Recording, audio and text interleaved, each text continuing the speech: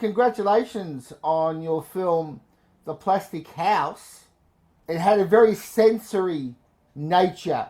The visual design and especially the sound design makes the film, I think, quite mesmeric. Can you just tell me about how you describe the film?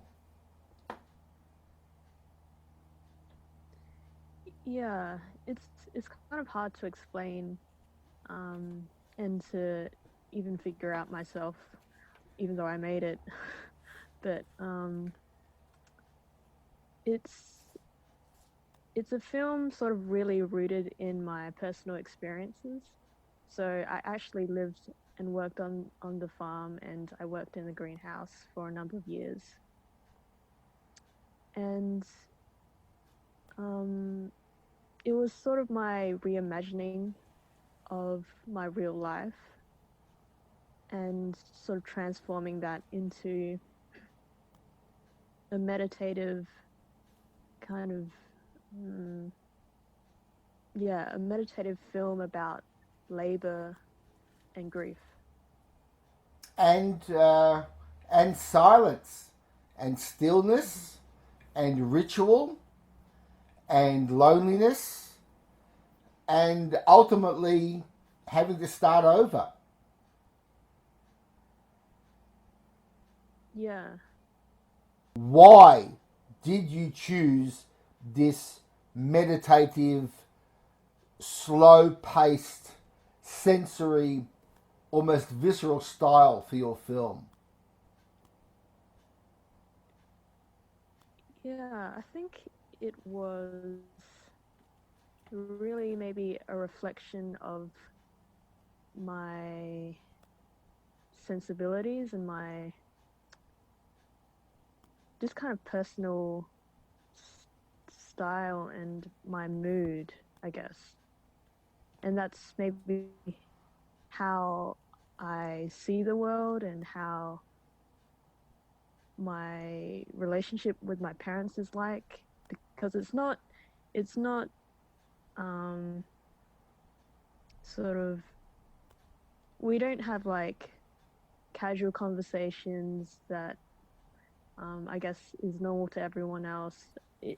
For me, it's more like there's a lot of silence actually with my relationships, and I think that's what is reflected in the film. Are you familiar with ASMR? Yes, Is this an ASMR film? I mean it could be for you know for people who are really attuned to that. I think it really could be. In this film, you do emphasize certain sounds, such as flapping plastic. You have leaking pipes. It's great. The sound design is wonderful. It's very, very effective. I really did have. Um, I just really wanted to capture the environmental sounds and natural sounds when you're in a place all alone, and you're kind of really perceptive to the sounds around you. Well, what is the effect that you want to have on an audience?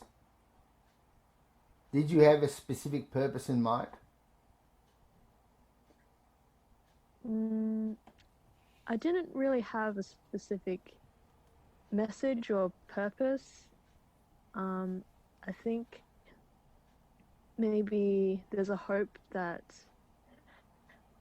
you know making a film in this way would sort of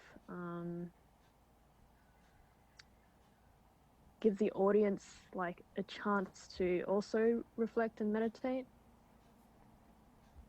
It is a very meditative film, except for the fact that you have a lot of airplane noise in this film.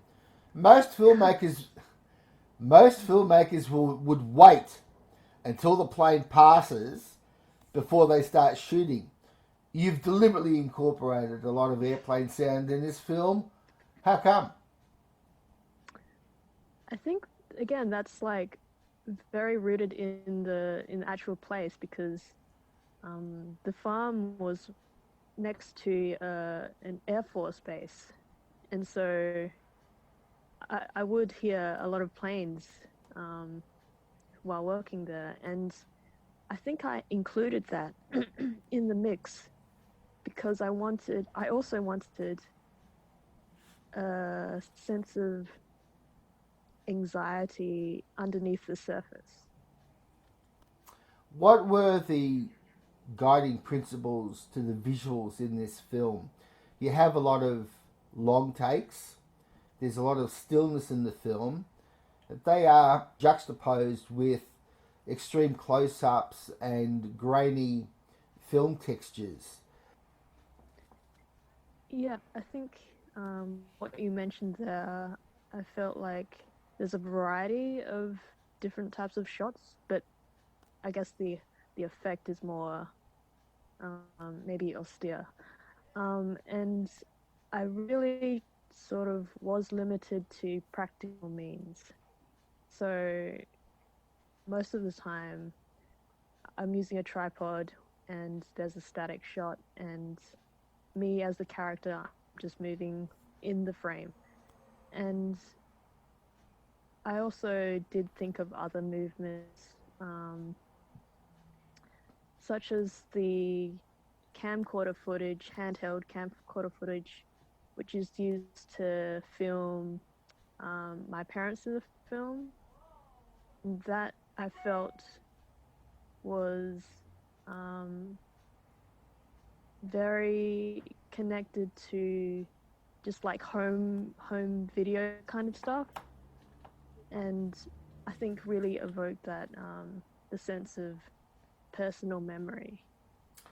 Can you just tell me about the opening of the film where you identify two grave sites or two death sites, um, and you identify your mother and your father? Have they passed on? Actually, the thing about this film is even though it's like mostly rooted in documentary and real experiences, that element is the only fictional thing. But I have to say that um, the fear of losing your own parents is very real to me, and that's why um, it is sort of considered a documentary. But the fear of, you know, losing your parents and this kind of anticipatory grief is what I wanted to capture. What kind of life do you expect for this film? Um, to be honest, I actually never expected any kind of life for this film, or even to play any festivals. It was really the encouragement of my producer and close friends who saw something special in this film.